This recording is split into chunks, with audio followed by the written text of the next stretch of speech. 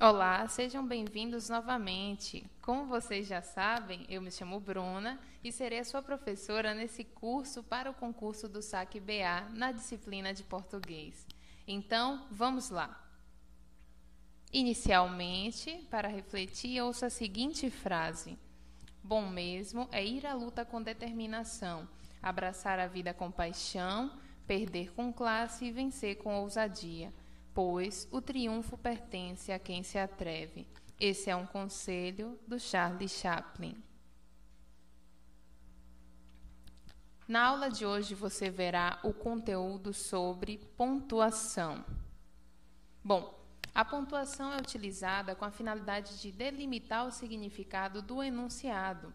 É um recurso de comunicação escrita que na comunicação oral é representada por outros elementos como a expressão facial, os gestos, a entoação da voz e etc. Engana-se muito quem associa a utilidade da pontuação com a representação da pausa da respiração, pois, caso isso acontecesse, a gente iria colocar vírgula após cada palavra. Então, a pontuação ela vai servir para impor o ritmo e delimitar o sentido de uma frase, mas nunca, preste bem atenção, nunca vai representar a pausa da sua respiração. Bom, a pontuação ela vai ser feita com base na estrutura sintática da oração. Por isso, para a gente aprender a pontuar da forma correta, é preciso a gente tomar algumas notas sobre o que seria essa estrutura sintática. Seria o quê? Através da ordem direta em que uma frase ela é formada, que seria composta pelo sujeito, pelo verbo, pelos complementos e pelos adjuntos. Daí você se pergunta, mas como eu vou poder identificar esses termos? Se você encontrar uma frase que não esteja nessa ordem, busque sempre colocá-la partindo sempre de uma pergunta ao verbo e não ao contrário, não do sujeito, para poder encontrar então o sujeito. Então, com isso, a gente vai conseguir, fazendo essa pergunta ao verbo e encontrando o sujeito, classificar os adjuntos. Os adjuntos nada mais são do que os termos na oração que restringem ou designam as condições em que o verbo se estabelece, seja em questão de tempo, em questão de lugar, intensidade, modo, dúvida ou até mesmo negação, representados então pelos advérbios, como no exemplo, eu não sairei daqui. Não, nesse caso, seria um advérbio de negação, justamente negando de que a pessoa vai sair daquele lugar. Então, isso seria um adjunto adnominal, um adjunto de nome que representa a ideia de negação. A partir daí, então, a gente já aprendeu o conceito de adjunto. A gente vai conseguir identificar os complementos. Por quê? Porque os complementos, eles vão trazer uma característica a mais, seja do verbo ou de um outro nome, no caso do sujeito, ou até do próprio adjunto.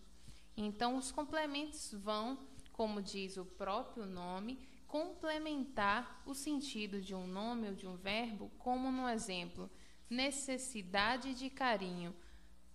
Necessidade de quê? Você sempre se faz uma pergunta, né, para poder ajudar a classificar os termos da oração. Então, o que lhe responde é o que? De carinho. Então, esse seria um complemento da palavra necessidade. Então, esse é um complemento nominal. Bom, apresentando agora uma dica para a questão da pontuação correta. Não separe por vírgula o sujeito do seu predicado e os verbos de seus complementos. Predicado, gente, no caso, ele é iniciado sempre pelo verbo, né? Então, dessa forma que a gente vai poder saber o que é o predicado, é do verbo em diante, até o final da frase. Então, vamos praticar? Eu trago aqui 3 frases para vocês e eu vou pedir que vocês me respondam de qual forma essa frase deve ser pontuada. O primeiro exemplo tem: fulano de tal, vírgula, foi aprovado no concurso do SAC BA. O segundo exemplo seria: fulano de tal foi aprovado no concurso do SAC BA. E o terceiro: fulano de tal foi aprovado no concurso do SAC BA. Como a gente vai descobrir qual é a frase que está pontuada corretamente? O primeiro passo é a gente definir os elementos que estão compondo essa frase. Justamente aquela dica que eu dei. Vamos identificar cada termo da oração. Então, a primeira pergunta a ser feita: o que ocorreu? A resposta ela vai classificar o seu predicado. Então, o que foi que ocorreu? Foi aprovado no concurso do SAC BA. A gente tem aí o verbo foi, que vai iniciar o predicado, até o final da frase, até o ponto final. A segunda pergunta seria: qual a palavra que define a situação principal? Essa resposta vai te dar o quê? O verbo. Então, a palavra que vai definir o predicado e a situação principal é o verbo foi. Indica a ação de toda a oração. Bom, a terceira pergunta seria: quando, em que lugar, de que modo, com qual intensidade, foi de forma negativa, há dúvidas quanto ao ocorrido? Essa resposta, ela vai te dar o adjunto. Então, nesse caso, o adjunto seria a palavra aprovado, porque você vai questionar o verbo. Foi o quê? Foi de que forma? Foi quando? Foi em que lugar? Nesse caso, a resposta na oração seria aprovado. Foi o quê? Aprovado. Então, esse é o adjunto adverbial. Quem praticou ou sofreu a ação? É a próxima pergunta que você deve fazer. Então, essa resposta ela vai te dar o sujeito. Certo? Quem foi aprovado? Fulano de tal. Então, fulano de tal é o sujeito dessa ação. Você vê que ele não é tão importante, né, por se chamar fulano de tal, mas ele foi aprovado no concurso. Então, partindo daí, a gente vê o quê? Que existem palavras que também vão restringir ou especificar um nome, o sujeito ou o adjunto, ou no caso, o verbo. E essa resposta é que vai identificar o seu complemento. Então, no caso, a gente vai perguntar: fulano de tal foi aprovado. Sim, mas aí você se questiona: aprovado em quê? No concurso do SAC BA. Então, está aí o seu complemento. Então, a partir dessas perguntas, você já sabe me dizer qual é a frase que deveria ser pontuada corretamente? Vamos retornar às alternativas? Então, lembrando das três frases, a gente tem que também recordar da dica: nunca separe por vírgula o sujeito do seu predicado e os verbos de seus complementos. A primeira frase ela é incorreta. Por quê? Porque separa o sujeito do verbo. Sujeito fulano de tal, do verbo foi. Então, você já descarta essa opção. A segunda opção, ela coloca a vírgula entre a palavra aprovado, né, que faz parte do caso do predicado que se iniciou no verbo foi, do complemento no concurso do SAC BA. Então, lembrando da dica, a gente não pode colocar vírgula no predicado separando o verbo do complemento. Então, a terceira alternativa é a única que sobra, para você perceber que foi a alternativa mais fácil, até mesmo a que não tem pontuação, porque nesse caso não se faz necessário fazer nenhum tipo de pausa ou criar um ritmo, porque a frase é curta. Então, vamos lá. E quando a frase estiver na ordem direta? Porque essa frase que a gente apresentou agora, ela está na ordem direta, certo? Sujeito, predicado e complemento. No concurso do SAC BA, fulano de tal foi aprovado. Essa seria uma frase na ordem direta. Onde a gente deve empregar essa vírgula? Uma boa dica é a seguinte: quando a oração ela estiver na ordem direta, você pode empregar vírgulas nos termos que foram deslocados. Ou seja, se a ordem direta é sujeito, verbo, adjunto e complemento, e o complemento, que no caso dessa frase foi no concurso do SAC-BA, ele está na frente do sujeito, a gente vai colocar uma vírgula após ele. Então, a frase correta fica: no concurso do SAC-BA, vírgula, fulano de tal foi aprovado. Bom, falando agora, então, ainda sobre o valor da pontuação, a gente traz uma seguinte historinha. Um homem rico à beira da morte deixa o seu testamento assim: deixo meus bens à minha irmã, não ao meu sobrinho, jamais será paga a conta do alfaiate, nada aos pobres. É um texto de Luiz Bertin Neto. Não teve tempo para essa pessoa pontuar, ela morreu logo após escrever, como se isso fosse possível, mas vamos simular. Então, para quem ele vai deixar essa riqueza? Eram 4 concorrentes, de acordo até com o próprio testamento: o sobrinho, a irmã, o alfaiate e o juiz. Então, vamos observar como cada um desses participantes pontuaram de acordo com a sua conveniência. Bom, o sobrinho, ele reescreveu o texto, a irmã também, o alfaiate e o juiz, que estava analisando para quem seria destinada essa herança. A primeira opção que a gente traz é a seguinte: deixo meus bens à minha irmã? Não. Ao meu sobrinho? Jamais.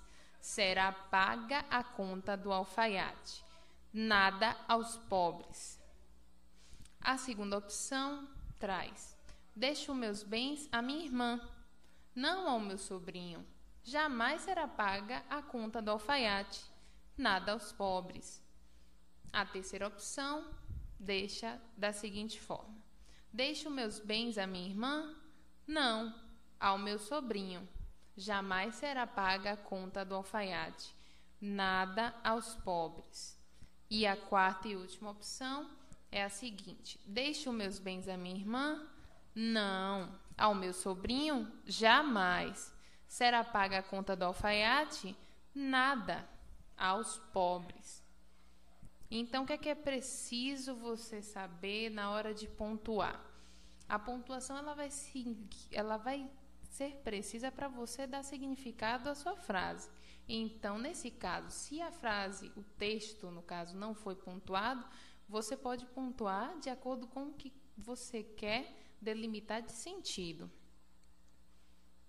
Certo? Então, no caso, essas 4 opções aí, a gente traz a primeira como uma frase que vai beneficiar o alfaiate, né? Porque traz o seguinte: através da pontuação fala que será paga a conta do alfaiate.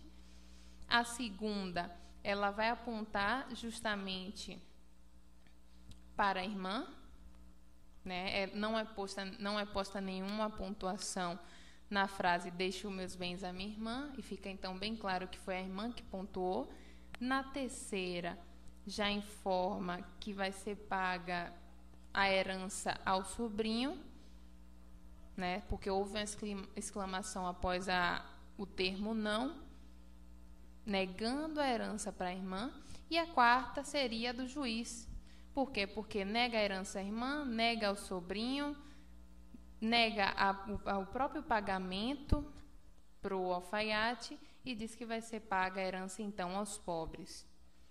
Agora, eu trouxe uma frase aqui, bem polêmica, né, de acordo com o sexo da pessoa que vai pontuar, que diz o seguinte: se o homem soubesse o valor que tem, a mulher andaria de 4 a seus pés. Eu acredito que se um homem for pontuar, você que está me ouvindo aí agora, se você for homem e quiser tirar proveito dessa frase, você vai colocar vírgula após o verbo ter. Por quê?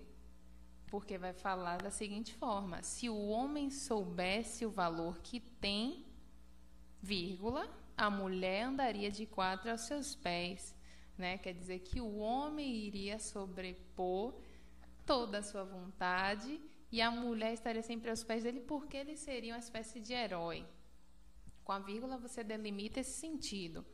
Já se você é mulher e quer reafirmar o seu sexo, quer reafirmar todas as suas características, você pode empregar a vírgula após o substantivo mulher. Por quê? Porque ficaria da seguinte forma: se o homem soubesse o valor que tem a mulher, vírgula, andaria de 4 aos seus pés. Então, você observa que onde você coloca a vírgula vai mudar completamente o sentido da frase. Então, a pontuação ela é muito importante e ela pode prejudicar o entendimento de quem lê.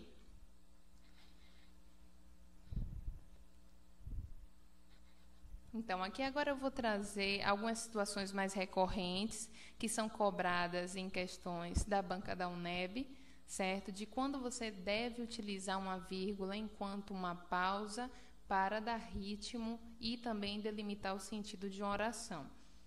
Então, no caso, a vírgula, ela pode, no interior das orações, ela serve para separar termos mencionados numa relação como aposto, né, que é um termo que pode ser retirado sem prejudicar o sentido da frase. Também é utilizada para separar vocativos, que é justamente um termo que vai invocar algo ou alguém, e nomes de lugares, com data ou não. Então, um exemplo que a gente traz aqui seria Bahia, vírgula, terra de todos nós. Seria o nome de um lugar sem a data especificada. Então, você coloca a vírgula. O segundo exemplo seria o curso para o concurso do SAC-BA, que ocorrerá de 19 a 24 de novembro, já está com as inscrições encerradas. Né? A gente tem aí um exemplo de aposto, que é o termo que ocorrerá de 19 a 24 de novembro. Então, quem está lendo essa frase com certeza obteve êxito e se inscreveu a tempo. Né? Porém, esse termo ele pode ser retirado da frase. E o terceiro exemplo é fulano de tal, vírgula, empreste-me sua caneta, vírgula, por favor. Temos aí o termo fulano de tal, que seria um vocativo, o nome de uma pessoa. Você está chamando essa pessoa para pedir emprestado a sua caneta. A vírgula ela também vai servir para separar elementos da mesma função sintática, ou seja, para poder separar substantivos, adjetivos e pronomes também. Então, a gente traz as seguintes frases. Ela, vírgula, ele e eu fomos fazer a prova para o concurso. Ela, ele e eu são pronomes. Então, esses pronomes podem ser separados por vírgulas. A segunda frase seria caderno, vírgula, caneta, vírgula, lápis e borracha são necessários na hora de estudar para o concurso. Então, esses termos aí são substantivos que você também pode separar por vírgulas. E a terceira frase diz: trabalho, vírgula, estudo e lazer são necessários para uma vida saudável.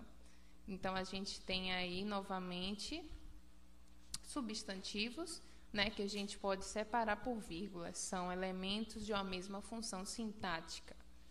A gente pode usar a vírgula também para indicar um termo oculto no período, que ele já seja citado anteriormente ou então que ele esteja subentendido.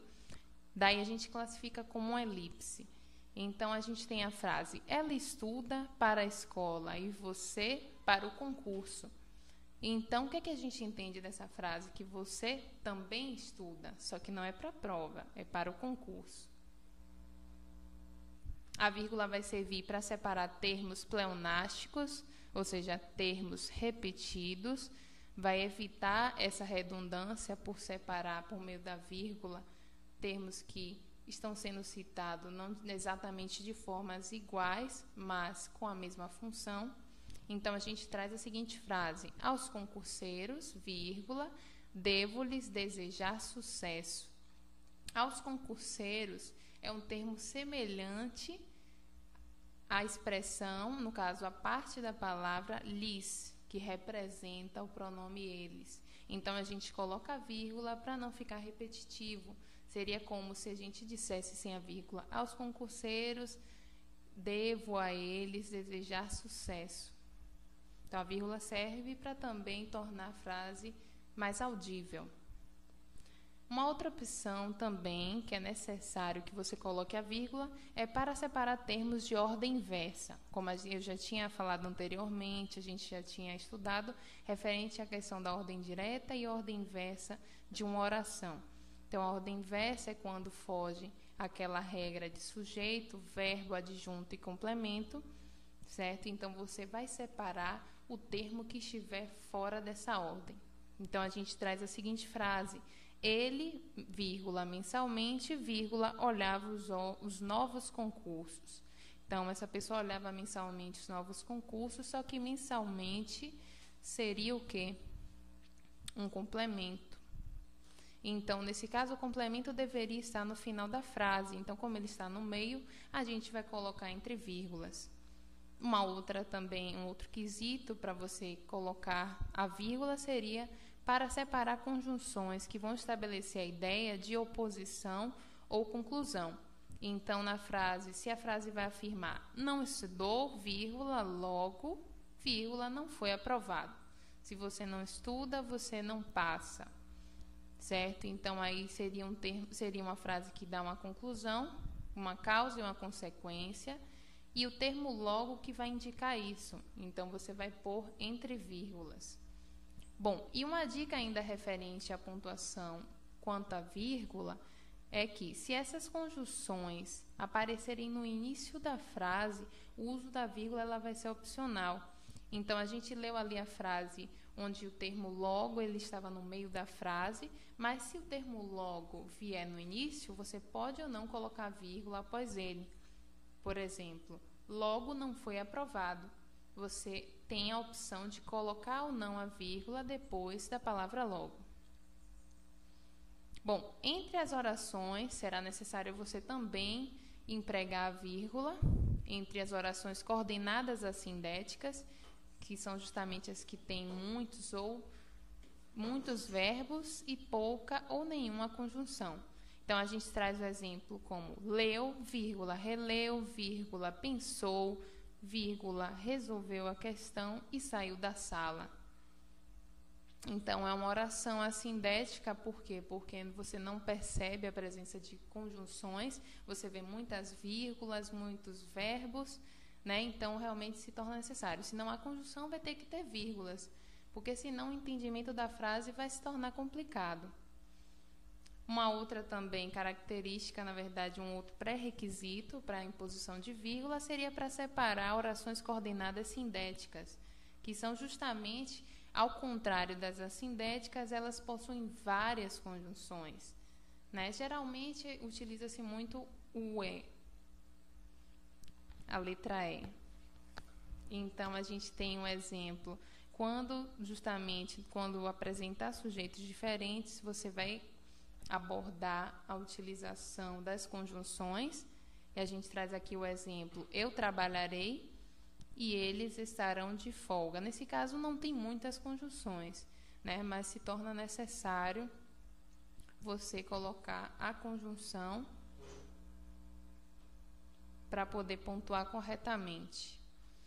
Você também vai utilizar a vírgula quando as orações tiverem uma relação de adversidade, de oposição. Então, a gente traz a frase: há quem se esforce muito, vírgula, porém não seja reconhecido. Então, você vê que o primeiro termo fala sobre o esforço, uma pessoa muito esforçada, né? E no segundo termo, você traz uma oposição. A pessoa se esforça, mas ela não tem um reconhecimento, né? Você pode estudar muito, mas pode não ser inteligente, pode ser apenas esforçado. Então, vamos para o terceiro item. Também deve-se utilizar vírgulas quando a conjunção e aparecer diversas vezes. Por exemplo, canta e dança e ri muito. Você vai colocar a vírgula sempre antes de cada e. Um outro pré-requisito é quando a conjunção e tiver relação de oposição. Por exemplo, leu a questão e não entendeu nada. Porque quem lê a questão era para entender. Porém, essa pessoa ela leu e não entendeu. Então, a gente vê aqui que tem uma relação de oposição. Então, nesse caso, você vai colocar a vírgula antes da letra E. Você também vai utilizar para separar as orações reduzidas, que estão no infinitivo, gerúndio ou particípio. Bom, no infinitivo a gente traz o exemplo: ao passar pelos portões, vírgula, Alex observou que havia esquecido a caneta. Como exemplo de gerúndio, tem: estudando aqui, vírgula, será aprovado. E como exemplo de particípio, temos a frase: terminado o concurso, Cíntia foi para casa descansar. Então, o infinitivo geralmente é marcado por verbos terminados em R, o gerúndio é marcado por verbos terminados em NDO, e o particípio ou passado é geralmente caracterizado pelo final DO. Agora falaremos sobre ponto e vírgula, né? Abordamos bastante a vírgula, que é justamente o assunto que é mais cobrado pela banca. Então, a gente vai ver agora um apanhado dos outros sinais de pontuação. Falando sobre o ponto e vírgula, ele vai ser utilizado para demonstrar quando o período ele ainda não foi totalmente encerrado, é uma pausa breve.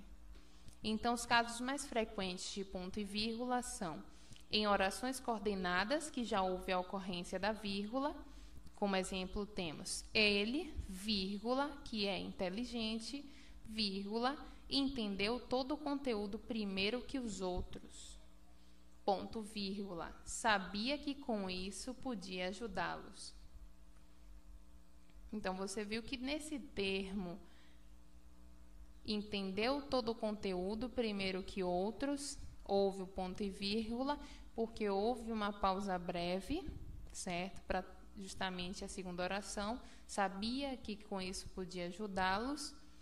Por quê? Porque, na verdade, já houve a utilização da vírgula também antes. Então, para evitar esse desgaste, você, ao invés de colocar vírgula, você pode colocar o ponto e vírgula. Uma outra situação também seria para separar itens de uma lei, de um estatuto ou de um decreto. Então, a gente traz aqui como exemplo o artigo 12 do Estatuto da Polícia Militar, que diz o seguinte: são formas de provimento do cargo de policial militar. 2 pontos. 1. Nomeação, ponto e vírgula. 2. Reversão, ponto e vírgula. 3. Reintegração. Então, você vê que nesse artigo é usada ponto e vírgula, por quê? Porque são 3 itens. Então, na verdade, é uma pausa breve que é feita, que pode e deve ser usado o ponto e vírgula. Uma outra situação também é quando os conectivos das orações sindéticas adversativas não estiverem no início da oração. Orações sindéticas adversativas dão ideia de oposição, certo? Então, termos como mas, porém, entretanto, vai te dar essa ideia do que é uma oração sindética adversativa. Então, a gente traz o exemplo aqui: estudou, vírgula, entretanto, vírgula, não foi aprovado. Então, essa pessoa aqui, ela estudou, não se sabe se foi muito, se foi pouco, mas ela não passou, e a gente utiliza o termo entretanto para dar essa ideia de oposição, e a gente deve colocar, então, entre vírgulas, ou no caso, você pode utilizar o ponto e vírgula. Falando agora sobre os 2 pontos, eles vão servir nas seguintes situações: para fazer uma enumeração. Então, a gente traz aqui o exemplo: ele só queria 2 coisas na vida, 2 pontos, comer e dormir. Essa pessoa, ela quase que vegeta, né? Então, a gente está enumerando as situações que vai causar essa vida vegetativa. Os 2 pontos vai ter essa finalidade. Na segunda opção de utilidade seria realizar uma citação. Então, a gente tem a seguinte frase: o professor disse, 2 pontos, todos devem chegar no horário. Foi uma citação do professor justamente para impor ordem. E a outra utilidade seria caracterizar um diálogo. A gente traz aqui a frase: acrescentou em voz mais surda, vírgula, como se lhe custasse sair do coração apertado esta palavra de agradecimento. 2 pontos, travessão, obrigada. Né? Um trecho de Machado de Assis, em que a gente pode observar que houve uma narração de todo o sentimento da pessoa, e que depois houve o que a pessoa disse. Então, os 2 pontos vêm para fazer essa separação entre uma fala indireta, um discurso indireto, que seria um discurso narrado, de um discurso direto, que foi justamente o que a pessoa falou. Bom, os 2 pontos vai servir também para anunciar uma explicação ou desenrolar de uma ideia. Então, a gente traz a frase: são causas da reprovação, 2 pontos, noites mal dormidas e falta de dedicação. Então, essa frase, ela vai utilizar os 2 pontos para explicar que uma pessoa, por exemplo, ela foi reprovada no concurso porque ela dormiu mal e ela não estudou, ela não se dedicou. E para acompanhar também, antes ou depois, o aposto resumitivo. Então, se a gente tem uma frase como livros, vírgula, cinema e amigos, 2 pontos, nada a alegrava mais. O aposto resumitivo é nada a alegrava mais. Então, os 2 pontos vai justamente destacar o resumo do que justamente a oração quer dizer, a ideia principal. Bom, falando sobre o ponto agora, o ponto ele vai ser uma pausa máxima da pontuação, certo? Então, ele vai ser utilizado para encerrar ideias, como na frase e ponto final. Acabou. Toda a ideia e toda a frase acabou com esse ponto. Para também ser utilizado para servir como os finais de abreviaturas. Quando você quer escrever senhor, você escreve SR, ponto. É uma forma mais prática. Para separar orações independentes dentro de um mesmo parágrafo. Então, se você tem a frase como ser ou não ser, ponto, eis a questão. Então, você tem 2 frases aí, 2 períodos, 2 orações que devem ser separadas, né? A vírgula, ela estabelece uma relação de ritmo e de continuidade. Nesse caso aqui, são 2 pensamentos, 2 ideias diferentes. Então, se faz necessário um ponto ao invés de uma vírgula. E para separar ideias diferentes. Correu, ponto, foi para casa e dormiu. Então, se você observar, correr e dormir são ideias diferentes. Portanto, devem ser separadas por um ponto, porque cada ideia deve ser encerrada e não tido uma pausa, como numa vírgula, como no ponto e vírgula.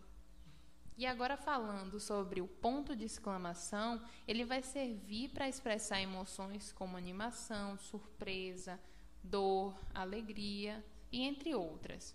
Então, se você diz, eba, fui aprovada no concurso, você está animada com a notícia, então você utiliza um ponto de exclamação.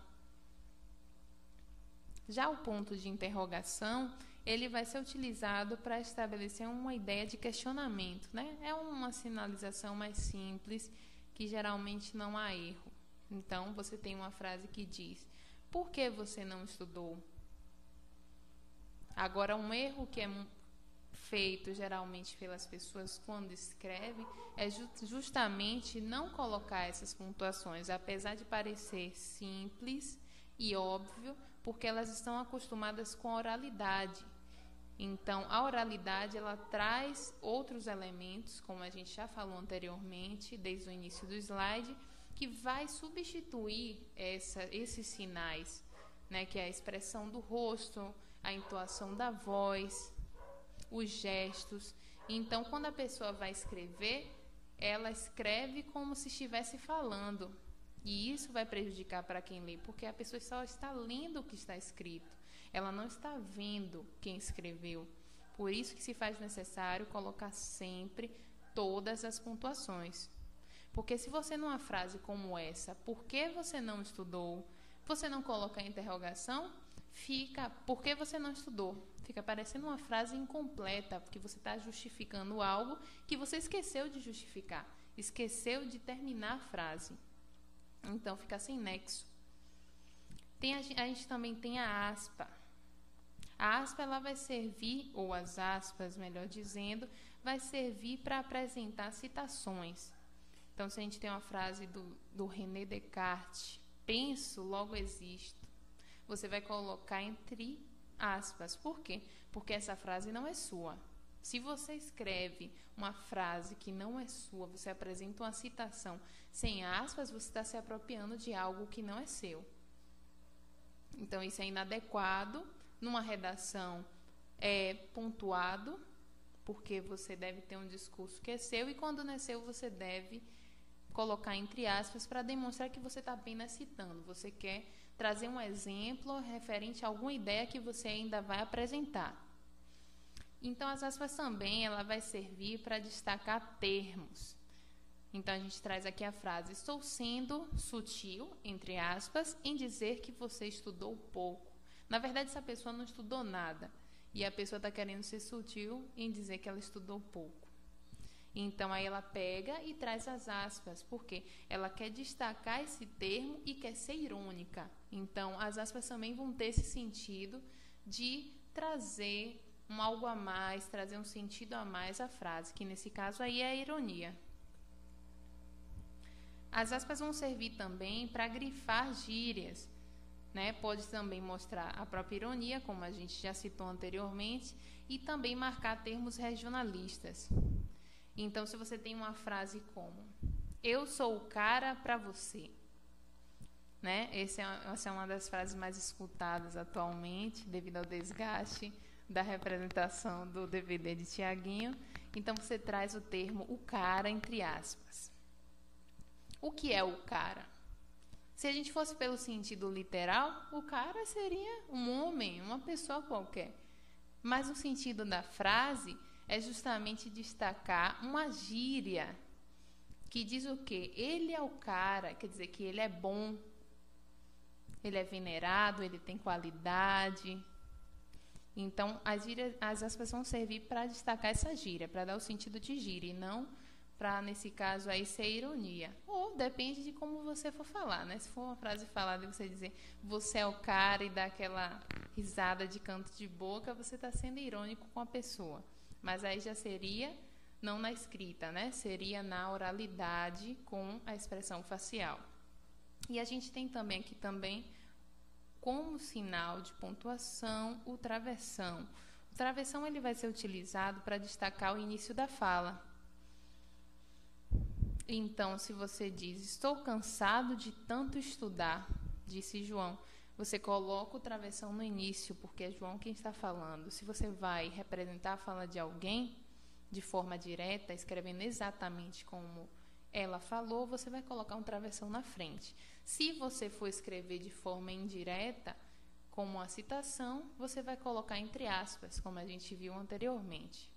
E uma observação importante ainda referente ao travessão, é referente ao duplo travessão. O duplo travessão, ele vai servir para destacar expressões.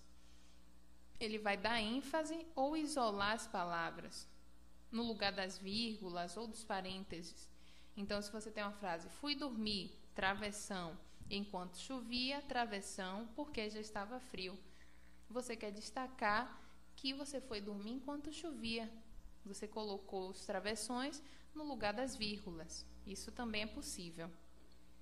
Então, agora chegou a hora de a gente comentar, né? Eu trouxe aqui uma questão de assistente administrativo realizada pela banca da UNEB. E ela traz o seguinte texto: ex-fumantes já superam fumantes no Brasil.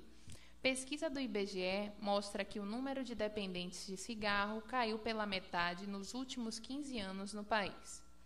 Ao revelar, ontem, que o índice de fumantes no Brasil teve uma queda surpreendente nos últimos 15 anos, ele caiu pela metade. O Instituto Brasileiro de Geografia e Estatística, IBGE, apresentou também um estudo inédito, um perfil detalhado daqueles que ainda não conseguiram largar o vício. A equipe que percorreu o país de cima a baixo em setembro de 2008 para produzir a pesquisa especial de tabagismo, PETAB, registrou um segundo detalhe igualmente extraordinário: o número de ex-fumantes. 26 milhões de pessoas. Passou a ser maior do que o de fumantes, 24,6 milhões. Dessa forma, os que deixaram o cigarro são equivalentes a 18,2% da população com mais de 15 anos de idade, e os que continuam fumando representam 17,2%.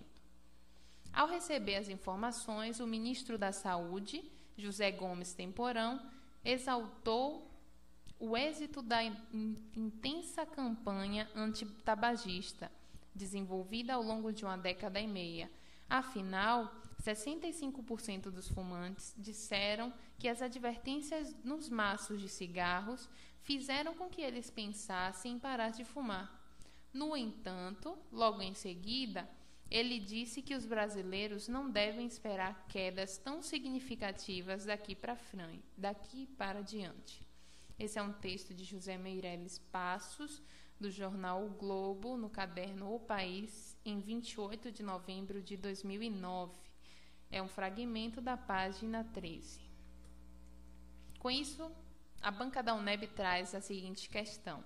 A questão 3 da prova de assistente administrativo do SEAGRE de 2012. Então, é uma prova recente que você deve ficar atento para poder justamente fazer a sua prova do concurso do SAC. Então, o seguinte enunciado é abordado. O emprego dos dois pontos no primeiro parágrafo justifica-se por anteceder uma: letra A, explicação; letra B, conceituação; letra C, definição; letra D, enumeração; ou letra E, citação. Bom, o primeiro passo, como a gente já viu na aula anterior, para você resolver questões que tragam texto, é não se esquecer de sublinhar as palavras que vai determinar o significado de cada parágrafo. Certo? Então, a gente sublinhou aqui, no parágrafo 1, palavras como índice, de, fumantes, Brasil, queda, surpreendente, últimos, 15 anos, IBGE, apresentou, estudo, inédito, perfil, detalhado, daqueles não conseguiram largar e vício. O passo 2, depois de você sublinhar essas palavras, é justamente formar frases com elas. Então, selecionando essas palavras, a gente pode formar uma frase como: houve uma queda surpreendente no índice de fumantes. O IBGE apresentou um estudo inédito com um perfil detalhado daqueles que não conseguiram largar o vício. Como passo 3, você vai sublinhar as palavras mais importantes do enunciado. Então, retornando ao enunciado da questão 3, a gente pode selecionar 2 pontos, primeiro, parágrafo e justifica-se. Porque daí você vai ter uma ideia de quê? De que ele quer uma justificativa por que os 2 pontos foram utilizados no primeiro parágrafo. Então, daí você vai analisar as alternativas. Mas antes, você pode fazer o quê? Como ele quer uma resposta somente referente ao primeiro parágrafo, você pode reler o primeiro parágrafo, que fala: ao revelar ontem que o índice de fumantes no Brasil teve uma queda surpreendente nos últimos 15 anos, ele caiu pela metade. O Instituto Brasileiro de Geografia e Estatística, IBGE, apresentou também um estudo inédito, um perfil detalhado daqueles que ainda não conseguiram largar o vício. Então, depois de você ler esse primeiro parágrafo, você já selecionou as palavras mais importantes, você já fez a frase com as palavras mais importantes, você vai partir para as alternativas. Então, na alternativa A, explicação, a gente tem que levar o seguinte: a gente tem que levar em consideração o significado literal de cada palavra que está sendo exposta em cada alternativa. Então, a explicação, para você analisar se essa alternativa é certa, você deve se questionar o que é explicar. Para você explicar algum termo, é necessário que você cite, certo? E se você observar no primeiro parágrafo, o termo que foi utilizado antes da pontuação dos 2 pontos, ele não foi citado ainda. Ele está sendo citado naquele momento.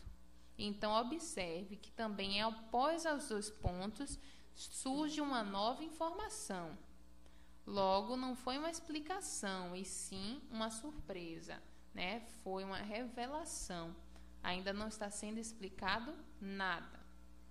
Portanto, essa alternativa ela vai ser errada. A alternativa B, conceituação. O que é conceituar? É teorizar a respeito do que é ou de como funciona alguma coisa. Então, depois dos 2 pontos, você vê, não tem nenhuma teoria a respeito, certo? Do que foi apresentado. O que é que foi apresentado? A gente volta para o parágrafo e vê um estudo inédito antes dos 2 pontos. Depois dos 2 pontos, foi feito o quê? Dito o que é um estudo inédito, que é um perfil detalhado daqueles que ainda não conseguiram largar o vício. Então, você vê que não está sendo conceituado nada, não tem nenhuma teoria, só está sendo identificado. Então, a gente marca essa alternativa como errada também. Vamos para a alternativa C, definição. O que significa definir? Significa delimitar, especificar sobre algo que já foi ou está sendo falado. Então, observe, no primeiro parágrafo, antes dos 2 pontos, a gente tem 2 termos, estudo inédito. Perceba que em nenhum momento anterior foi abordado o estudo inédito. Portanto, para o entendimento do leitor, vai ser necessário você delimitar que estudo inédito é esse, que vai ser justamente o que vai acontecer depois dos 2 pontos, né? O que é esse estudo inédito? É o perfil, é a análise do perfil detalhado, justamente das pessoas que ainda não largaram o vício. Então, se você observar, está sendo feita uma definição do que é esse estudo inédito. Então, essa alternativa, ela é a correta. A alternativa D, a enumeração, você vai descartar pelo seguinte fato. Enumerar é apresentar algo de uma forma somatória, geralmente como um exemplo. Então, a enumeração ela corre o risco de não ser apresentada como uma ideia principal no texto, né? Porque, no caso, o estudo inédito, que é a análise do perfil detalhado das pessoas que largaram o vício, é a ideia principal do texto. Enumerar, geralmente, não traz essa ideia principal. Então, você já pode descartar aí, porque não foi enumerado, certo? Não foi feito, não foi citado como uma forma de somar, e sim foi feita uma revelação, uma identificação do que era uma determinada coisa, do que era o estudo inédito.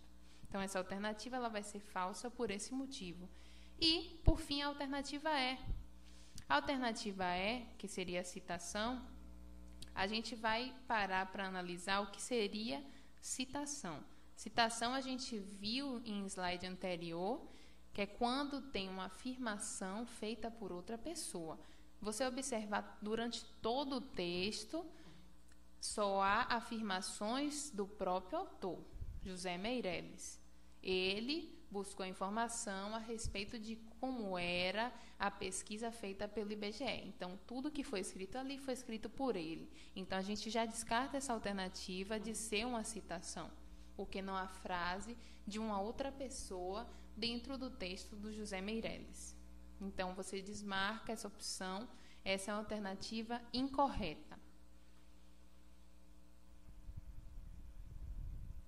Bom, então é isso, pessoal. Eu espero que vocês relembrem as finalidades de cada sinal, certo? Com os exemplos também abordados na apostila, realizem o exercício que tem na apostila para poder fixar o conteúdo, porque assim você vai obter sucesso tanto nas questões futuras do concurso do SAC quanto de outros concursos. Afinal, o conhecimento ele não é descartável, ele deve ser guardado para ser utilizado em determinadas situações, né? O conhecimento é sempre um tesouro para a mente.